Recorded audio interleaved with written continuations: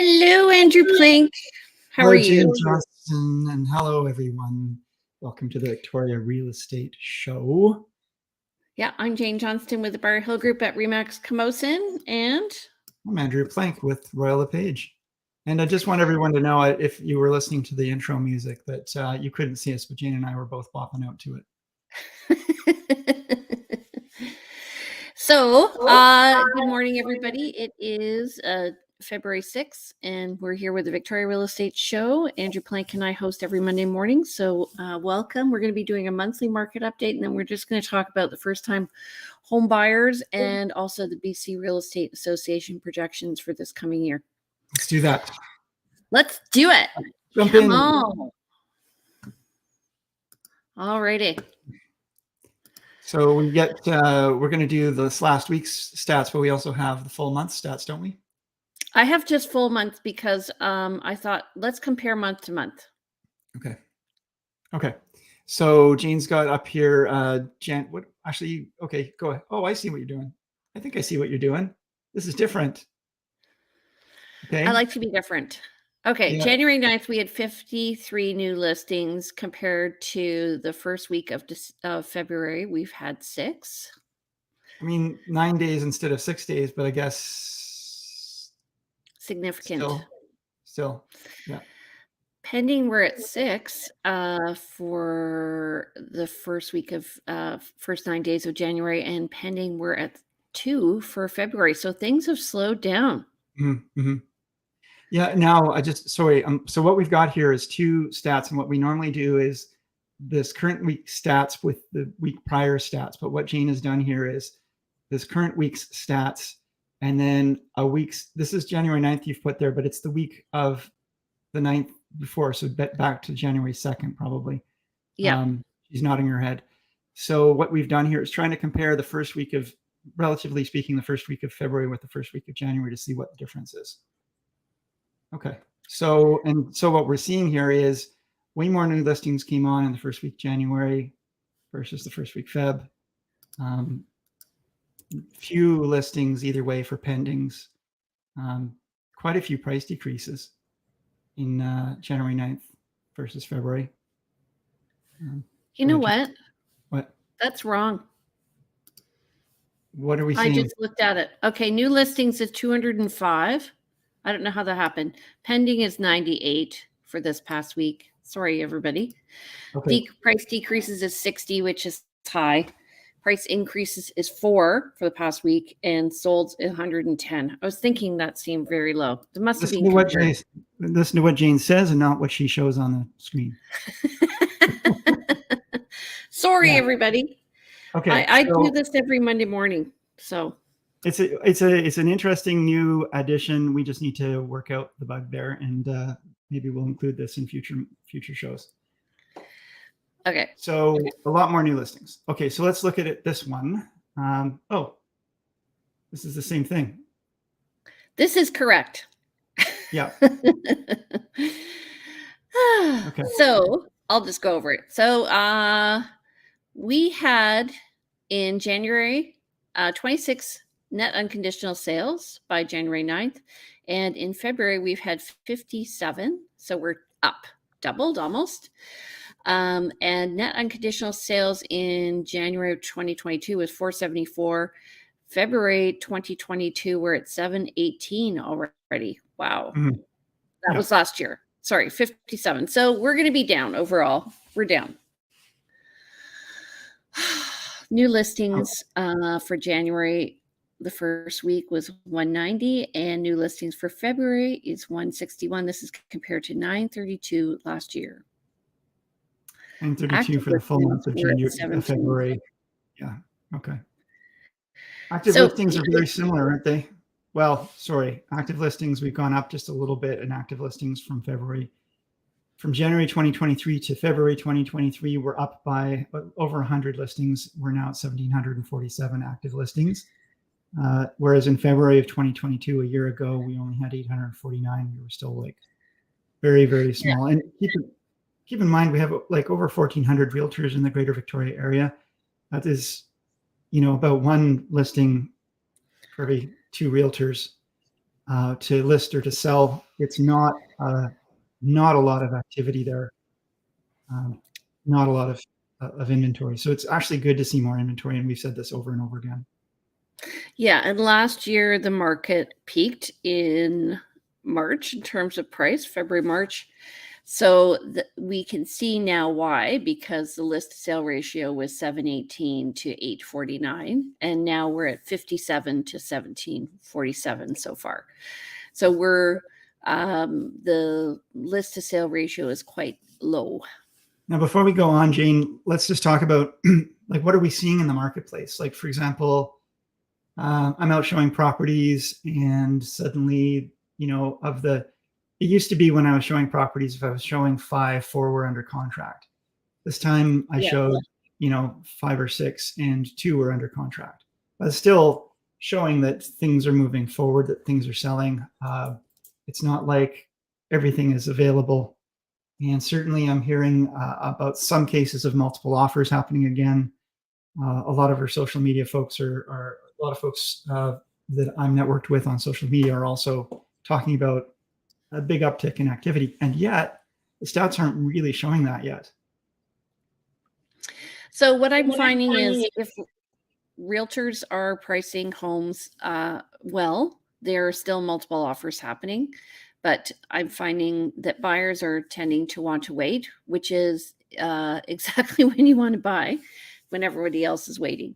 So if it was interesting, I was watching a video that another realtor put on in Toronto, and she showed a list price of where it was in December. And then she was like, yeah, if my client had offered in December, we could have gotten money off. Now we're in January. So this was a week ago. Now we're in January, and it went into multiple offers, and it sold like 10% over asking. So that was in Toronto. Yeah. And it's so true. Like, it really has to do with timing. If you can avoid the competition, you're going to save money. When a seller is feeling like there's nobody out there looking at their place, and there's not a lot of interest in it, and they really need to sell, they have plans, they need to move on with their lives. When one offer comes in, they're going to deal with it in good faith and take it very seriously. When they know they've got a product that a lot of people are looking at and looking for, and their market activity ticks up and they're getting a lot of showings, they're going to know they've got a product that a lot of people want, and they are not going to be negotiable anymore. Right. And this does turn on a dime. That being said, on the weekend, I was going to be showing a property in Souk, and ended up, so we had booked the showing for Saturday at 5 p.m. or 4:30, and on Thursday, and by Friday they had 2 offers because it was well priced. Right. I don't know what the sale price was yet. Right. And it was a conditional offer. Yes. Okay. And that's commonplace now, but it's we're saying it like it's not, but it is commonplace now to have conditional offers, where just last year it was the exception, which is really sad, because really people need to have their conditions, and a lot of people probably bought homes that are finding problems with them that they weren't anticipating. Okay, so what do we got here, Jane? We've got the total active listings showing over time from January 2021 to January 2023. I just answered my own question. So we went from just under 1,400 in January of 2021. We dipped, which is normal, in December, and then we have recovered quite well. We peaked in terms of listings in September, which is also normal, not normal, but usually we have 2 peaks during the year. So we're showing the number of listings is starting to increase. We had our regular decrease in numbers, total listings in December, and we're coming back up again. So we're at a total right now of just under 1,800 listings. Where do you think we're going to go from here? I mean, I feel like this we're going to see another bounce up. A good curve. I mean, if you look at last year's curve from January 2021, February, sorry, can you go back one? Yeah. You can see that it's a very small rise in inventory, and that was really because people were buying as quickly as they were selling. But I feel like we're going to see a little more inventory rising up. So we probably end up with over, again, the stats, like numbers like we're seeing from August 2022 or beyond. this spring? What do you think? Yeah, I think we're going to get up. I mean, when we started in real estate, I think the numbers were around 3,400. So I wouldn't be surprised if we get up there. It just is a question of how many people then start to sell. And I think we're going to start to see more subject to sale offers because people want to know where they're going and they want a bit of surety in that. And so I think, yeah. I've dealt with a number of subject to sale offers recently. As a listing agent or a buyer agent? As a listing agent. Yeah. Yeah. Had to field okay. A couple So total MLS listings to sale. We're seeing, so on the first half of this, we're seeing what kind of like a normal year would be. So we see a peak in the spring and a peak in the fall. Again, we see it a little more exaggerated last year, peak in the spring, then we tail down in the summer, come back in the fall. And we're starting out pretty high in terms of listings, new listings in January, up over 800. Normally our list to sale ratio in December, we outsell the number of new listings we didn't in December, but I'm expecting to see a number of listings coming up. I was trying to get ahead of that curve with my listings, but I'm finding people aren't ready yet. So aren't ready to sell or aren't ready to buy? Aren't ready to sell. Yeah. Yeah, that's often the case. I also suggest people get ahead of the curve. They don't want to be on market too long because we both know that properties can feel stale for buyers if they're up and not sold. That's why listing a home often, you've mentioned the value of listing a home in, let's say, December when not a lot is happening. But if you do list it in December and then it doesn't sell because the buyers don't come, then it may look, compared to other properties that are listing in February, if it's still on market in February, as stale. It's been on market for that much longer. So I find that people don't want to have their home on market for too long. They want to list it when there's going to be a good chance of it selling. But as I tell people, if you can't catch a fish, if your hook's not in the water, and if you're wanting to catch a fish, you've got to put your hook in the water. And if there's fish there's a chance of them biting. Right. So I'm looking here at the sales curve and I'm seeing a downward slope. So that's very interesting to me. So we'll see how many people want to actually put their hook in the water and actually list their property this year, because I'm seeing the list to sale ratio is quite low. When you're looking at what your assessed value is for last year, and if you bought in the last year or a couple of years, you're probably selling for less than you purchased. And so that can make it hard for some people to want to sell unless they have to sell. And I think there's a hope that prices will come back up. There's been, with the high interest rates and the low number of transactions and low inventory. And the low inventory is a good thing for sellers, but that's coupled with the low sales and high interest rates. So and the lower prices. So if you don't have to sell, people may be wanting to wait and see what happens. Yeah. The one thing I do tell people, though, I was just chatting with someone who was concerned about the property value going down, but they were talking about buying in a different market. And if your home was worth $1 million last year and it's worth $800,000 today, I'm exaggerating this, and you want to go buy a house in another market, and let's say that market has homes that were worth $1.2 million and they've now gone down to $900,000. You're actually better off. Right, because you can go up and you're going to bounce back higher. The gap between the two properties' values has gotten smaller, and so you're actually in a better financial position to sell and buy. And that's an important thing to watch. The other thing is, if you bought 2 years ago, you are still above where the market was. And so it's a good time actually to move up in the market. That's what you're saying too. Yeah. So the only people who are really going to be caught right now are going to be people who bought last year. Everybody else right now, we're okay. We haven't gone back to 2020 numbers. We're at 2021 numbers. Okay. So this actually mirrors what we were looking at, the list to sale ratio. So we are quite steady over the 2021 period till March 2022. You see, we peaked February 2022. We are still in a balanced market though.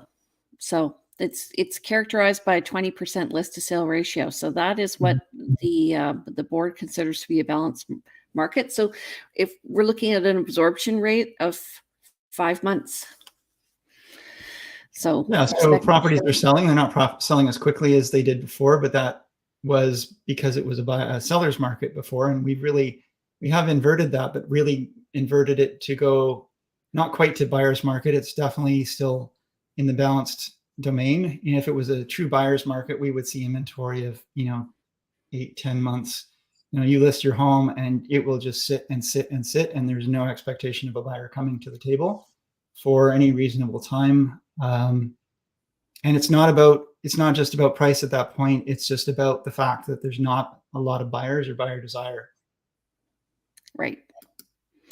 Okay, so we're going to go through the individual segments. We have single family homes here that we were talking about. We're at 2021 prices, and this is mirroring exactly what I just said. So we're at an average of 1.2, and you can see we've been fairly consistent since July of last year. Yep. You want to do this one? Sure. So condos are actually doing better than houses on the whole. January 2021, the average price was around 500,000, although it bumped up really quickly to about 550,000 and stood there for a while.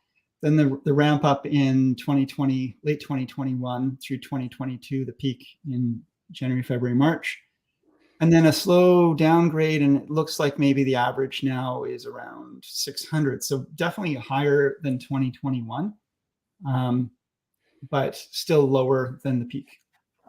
Yeah, and we do want to be comparing to 2 years ago because last year was an exception. Yep. So row townhomes, I'm not sure of the quantity of townhomes that sold, but we always talk about the fact that they vary very differently in terms of value. And it's we're back down a rounded curve. Yeah, definitely harder to get a rounded curve with the row townhouse numbers because there's just fewer sales. Yeah, so we're looking at the same average as we were 2 years ago at 650 after we peaked around 950 in spring of last year. Okay, so the BC real estate forecast, they're saying a slowing economy still elevated mortgage rates are expected to keep the housing activity lower than normal for much of 2023. I've heard that the interest rate hike that we had was the last one that we are expecting for this year. Who knows if that's true? They expect a strong recovery boosted by an expected decline in mortgage rates and a record high immigration that will carry significant momentum into 2024. So we're looking till the fourth quarter, I think, is when we'll start to see the rebound. Right. So the higher interest rates will continue to, keep the buyer activity slower unless you're a cash buyer. And even so, you're going to be, it's a good time to be looking at value. But hopefully once we get kind of over and used to the new normal of these higher interest rate environment and the shock of that is overcome. And then there's an expectation of maybe things getting better in the economy and the interest rates coming down a bit, then I think it will boost some buyer sentiment and bring them back to the table in 2024. But remains to be seen. You never know. You never know. And as I always tell people now when I'm listing or selling something, that we want to wait till the day before, because as we all know, COVID changed everything in one day. So, okay. So the first time home savings account was announced, and this is kind of like $40,000. They have the ability to save $40,000 in a tax-free account. Oh my God. What was I thinking when I did this PowerPoint? Anyway, you can put a total of $8,000 a year away, and it's non-taxable as long as it's applied towards a first-time home purchase. And that first-time home purchase is as long as you haven't owned a home in the last 4 years. So it's not the first home necessarily. If you've been renting for the last 5 years, let's say, this could apply to you even if you've owned a home in the past. So, and it's tax-free like an RRSP, and like the tax-free savings account. Sorry? Yeah, I'm shaking my head at myself. Oh, I see. Okay. Jane is now holding her hands and shaking her head. I did this late at night a few nights ago. Okay. Jane was, yes. Had a couple late nights.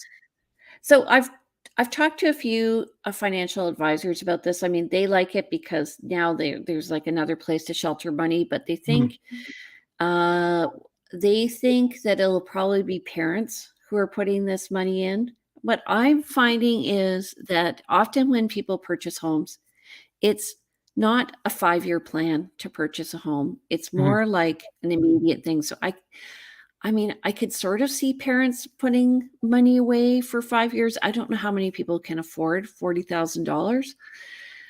It's definitely a good shelter if you have the ability to do it, but I just see more people still going back to a gift letter. A gift letter from parents, right?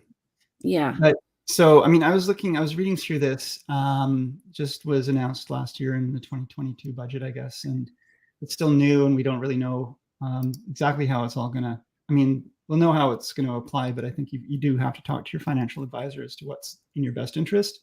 There you go, Jane, that looks better. So as you said, $40,000 tax deductible contribution over life, $8,000 limit per year. As long as you haven't owned a home, I think for the last 4 years, I think it was. Yeah. So if you think about it, maybe it's a good idea, even if you own a home, to start putting money aside into this. It's the same effect as an RSP in terms of tax savings. At some point, you pull it out if you haven't, you have to transfer it into your RSP, I think, if you haven't used it over 15 years. But it's probably good to have there in case if someday you sell your home and go traveling and want to come back to the home 5 years later. Yeah, you can just dump it in, but you can only dump in 8,000 at a time. It does sound like too, though it can add up over time. So you can take it if you haven't used your full credit the 1 year, you can apply it to the next year. So that's again something to be confirmed. But you could, in theory, just dump after 4 or 5 years the full amount in after 5 years, if that is the case. It said plus accumulated room from the prior year, so I don't know if it's prior year or years. Again, when I was talking to financial advisors, they're like, we don't have all the details on it yet. This kind of reminds me of the recent rule changes at the beginning of the year where all of a sudden, oh yeah, here are the details. Right, here's a shiny object. Here it is in general. We'll figure out the problem. Once we start seeing problems, we'll figure out what the rules are. Yeah. That's probably that. Yeah, it seems like that's the attitude. But it is something to be aware of, something to talk to your financial advisor about. Another arrow for the quiver, something to do. And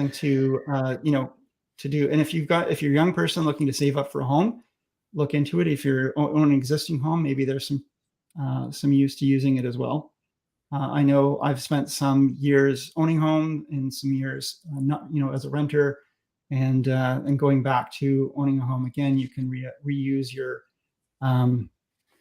both of those systems. The first-time home buyers, the $15,000 you can save as well. I did that when I bought my first home. There was also I was reading up on this, and I read there was some discrepancy about whether or not you could apply both of them together, or it was one or the other. So it's really important to know whether or not these are something that can be combined or not. And originally it said they couldn't, and then somebody else was saying they could. So, I mean, again, talk to your financial advisor, do your research. Yeah. So this also has a spelling error combined, but this financial advisor, the research that they provided me said it could. So we'll see. Who knows? Again, but it's something, if you have if somebody's coming up maybe into their 20s or 30s and they haven't yet done it, and you're a parent, you want a tax shelter, this is something that you should talk to your financial advisor about. Okay, so what's your prediction for this coming year? I think we gave it, but I think, I mean, I'm hoping we'll get, I know that we have high interest rates. I know that we have, we don't have higher interest rates. We have higher. It's all relative, I think. I mean, high interest. So back when a home was $200,000 at 10%, that's a lot different when a home's $1 million at 4 or 5%. It's a lot more interest you're paying per year. Even so, anyway, I think that we're going to find that we'll continue to have business happening. I think people continue to buy and sell. It feels like there's been a bit of an uptick. Spring is always a time where people buy and sell. Once we hit the summer market, I don't anticipate it being as busy. And we'll probably get into a bit of a wait and see period through the fall, winter. That's my prediction. And then we'll see what interest rates happens to interest rates in 2024.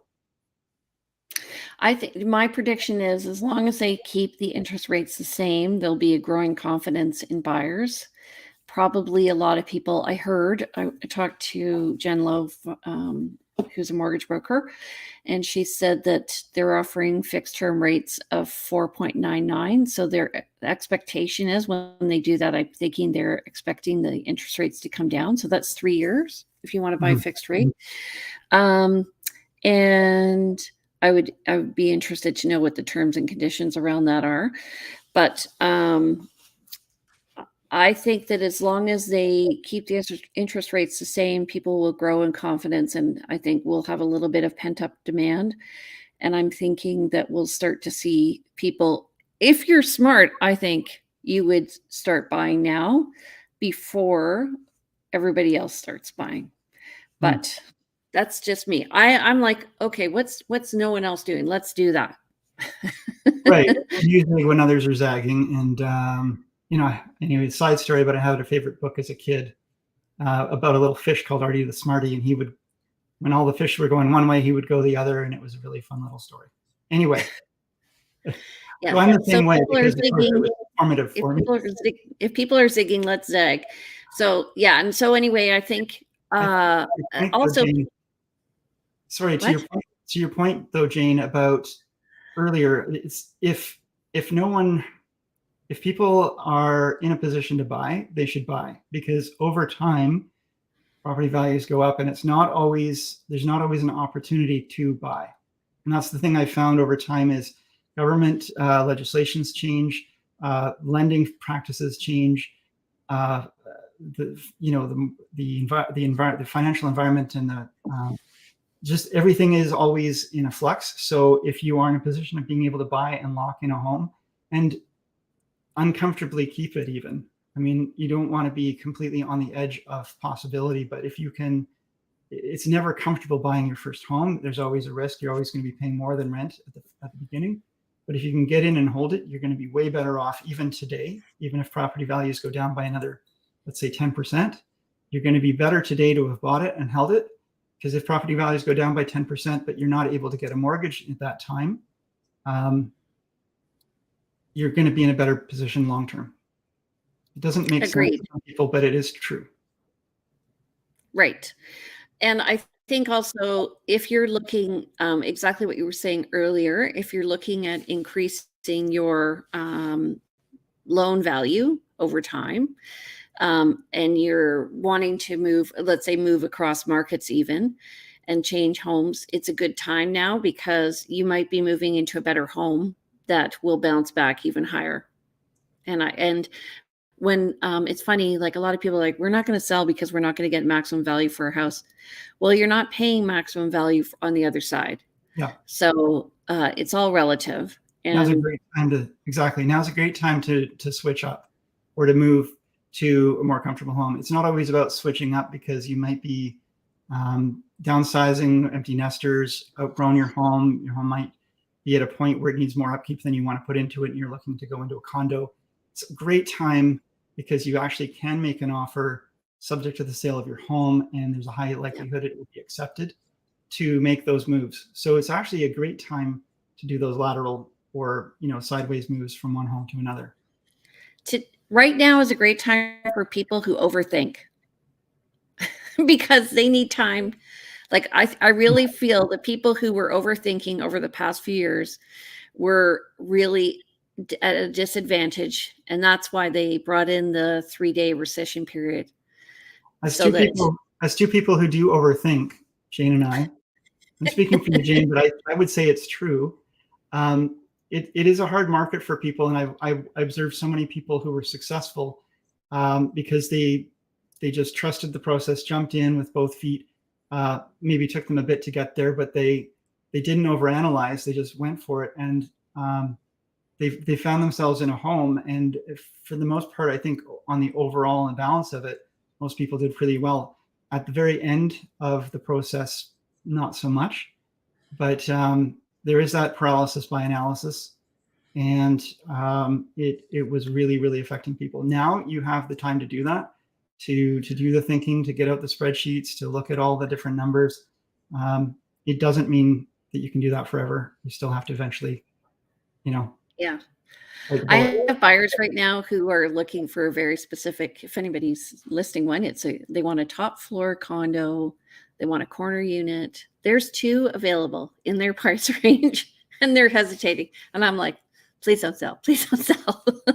And it's so funny because the longer it stays on the market, the more they feel comfortable with waiting. Yeah. And it's just going to sell, because what happens is when the market turns, it really flips. And if you imagine like dominoes, it goes, and all of a sudden, all those listings are gone. And they're going to be like, but I was still thinking about it. So I guess, and what I say to people is, when you write an offer, you are given 7 to 10 days to think about it. I mean, you have to write in good faith and do your due diligence, but you are given 7 to 10 days to do it. So what that does is it stops anybody else from writing an offer at that point, unless they write a backup. And then you have you have room to take a breath and actually really think about it. Yeah, exactly. That's a key element of the buyer consultation that I generally have with clients, and something that I repeat to clients. And it's in my, I send out emails of success kind of program stuff to my buyers. And one of the key elements is, keep in mind, when you make an offer and the seller accepts it, they are bound to you. They can't take another offer. So if you see a property and you like the property, don't be afraid to take that jump in, because you can include, and reasonably include, conditions like subject to financing, subject to inspection, subject to reviewing the strata documents. All these reasonable requests give you the time to think about it. And yes, you do make it in good faith, but I think more people hesitate than should. And they don't really understand the fact that, by locking it up, the seller now is not able to take that other offer that comes in the day after, while you're just thinking about it. Okay, speaking of which, do you have any listings coming up? Yeah, I've got a 3-bed, 1-bath home in Esquimalt coming up. Going to be up on Thursday. Price is $759, so very, very good price. It's on, I think, I was going to say 6,000 or 7,000 square foot lot. Okay. And we're doing photos, floor plans today. I'm going to go and get all the details. But yeah, it should be up on Thursday. I have a 1-bed, 1-bath condo coming up on Yates Street, and that's going to be $525. And then I have a beautiful, oh my God, it's so stunning, home coming up. It's on an acre in North Saanich, and has 180-degree views from Salt Spring Island all the way over to Finlayson Arm. And it's $2,625,000. And it's just like, it's stunning. Everything is done in that house, from metal roof, 2 hot water tanks, 2 furnaces, hookup for hot tub and sauna. The owners have just taken meticulous care of this place. It's just stunning. So it sounds beautiful. It's I was like, I love this home. Can I move in this home? Wow. And what else do I have coming up? That's it for now. I do have some buyers looking for condos right now. So if you know of anything coming up, please give me a call. Let me know. Absolutely. Okay, so don't forget our show is on every Monday morning at 10 a.m. And if you have questions or you want us to cover something, shoot us a message. Andrew, how do people get in touch with you? Give me a call. I'm at 250-360-6106. Text me. Email info@andrewplank.com. Check out my Instagram at plankandrew. And the website, andrewplank.com, has these shows, more information about buying and selling, and other bits and pieces about real estate. So check it out. And he has an awesome blog. Thank you. Okay, you can reach me. My name's Jane Johnston. I'm with the Briar Hill Group at briarhillgroup.com. My number is 250-744-0775. You can reach me at briarhillgroup@gmail.com. We have actually put the shows on victoriarealestateshow.com now, and Instagram's at realty_remax_Victoria, and Victoria Island Luxury Living. Vancouver Island Luxury Living. Oh my God, today is one of those days. I think I'm going to go now. All right. Take care, everybody. Have a great week. And we'll see you next Monday morning at 10 a.m. Bye for now. Bye, everybody. You're welcome.